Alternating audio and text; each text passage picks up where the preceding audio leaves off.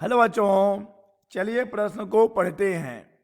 Focus दूरी f1 का एक उत्तल लेंस फोकस दूरी f2 के अवतल लेंस के संपर्क में रखा गया है।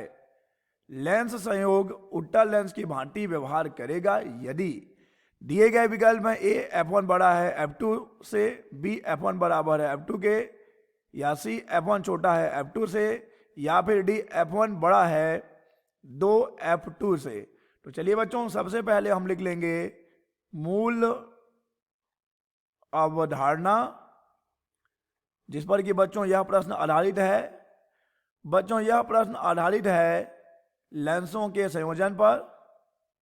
लेंसों का संयोजन, मान लीजिए बच्चों कि दो लेंस हैं f1 और f2 फोकस दूरियों के, और हम इन दोनों का संयोजन कर रहे हैं।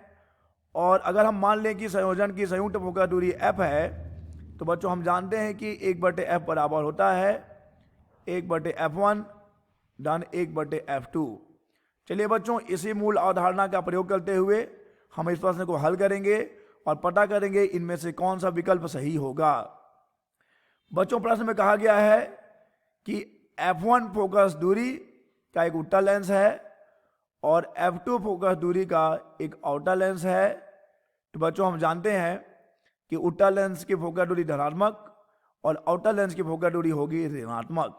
ठीक है बच्चों, तो हमें बताना है कि जो संयोग बनेगा इन दोनों लेंसों के संयोजन से, अगर उसे उत्तल लेंस की भांति व्यवहार करना हो तो f1 और f2 में क्या संबंध रहेगा।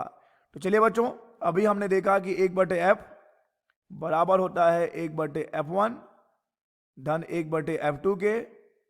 तो इसे हम सरल कर लें, 1/f बराबर f2 धन f1 भागित f1 f2। तो बच्चों यहां से हमें f बराबर मिलेगा f1 f2 बटे f2 धन f1। अब चूंकि बच्चों यहाँ पर f1 धनात्मक है और f2 ऋणात्मक है, तो कैपिटल F बराबर f1 और f2 का जो गुणा मिलेगा हमें माइनस में ही मिलेगा, f1 f2 भागित f2 यहाँ पे हम लेंगे बच्चों ऋणात्मक और धन हो जाएगा f1। अब देखिए बच्चों, यदि संयोग उत्तल लेंस की भांति व्यवहार करेगा तो उस स्थिति में f को आना चाहिए धनात्मक। ठीक है बच्चों, क्योंकि उत्तल लेंस की फोकस दूरी धनात्मक होगी। तो अब देखिए हमारे अंश में यहाँ पर ऋण है, तो अगर हम चाहते हैं कि हमारा उत्तल धन में आए तो हमें हर में भी ऋण चाहिए होगा। उसके लिए इस ऋण को इस धन से बड़ा होना पड़ेगा, यानी कि -f2 को बड़ा होना चाहिए f1 से।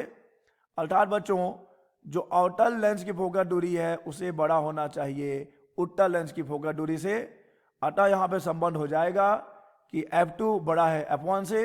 तो बच्चों ये देखिए, ये हमारा विकल्प C जो कि यहाँ पर लिखा गया है f1 छोटा होना चाहिए f2 से। तो बच्चों अगर हम चाहते हैं कि संयोग, हमारा जो संयोग है उत्तल लेंस की भांति व्यवहार करे, तो यहाँ पर उत्तल लेंस की फोकस दूरी को अवतल लेंस की फोकस दूरी से कम होना चाहिए। तो हमारा सही विकल्प हो जाएगा C, f1 छोटा होगा f2 से। आशा करते हैं बच्चों आपको यह प्रश्न समझ आया होगा। धन्यवाद।